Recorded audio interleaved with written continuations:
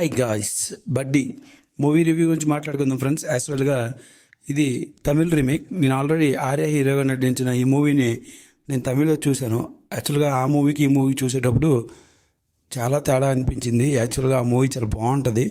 ఈ మూవీలో main disadvantage ఏంటంటే ఎక్కడ కూడా మనం ఎమోషనల్గా కనెక్ట్ అవ్వం.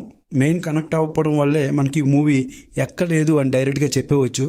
అసలు ఈ మూవీలో ఇన్ఫ్యాక్ట్ ఈ మూవీలో అల్లు సిరీస్ గారిని చూస్తున్నప్పుడు నాకు ఆ శరవణ గారే గుర్తొచ్చారు. కొన్ని ఎక్స్ప్రెషన్స్లో అయితే ఆయన ఎందుకో నా మైండ్లోకి టచ్ అవుతూనే వస్తున్నాడు. ఇంకోటి ఏంటంటే తల ఉండదు, తోక ఉండదు, కనెక్టివిటీ ఉండదు అనమాట మూవీలో. అక్కడక్కడ హీరోయిన్ బొమ్మగా మారే వరకు, అంటే బడ్డీగా మారే వరకు, టెడ్డీ బియర్గా మారే వరకు మనకు మూవీ కొంచెం ఇంట్రెస్టింగ్గానే అనిపిస్తుంది. ఏదో లవ్ ట్రాకా అని అనిపిస్తుంది.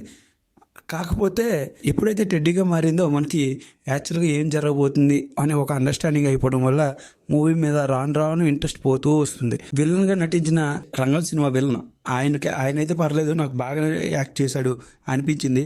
కానీ అతని క్యారెక్టర్ని కూడా చాలా వీక్గా డిజైన్ చేశారు.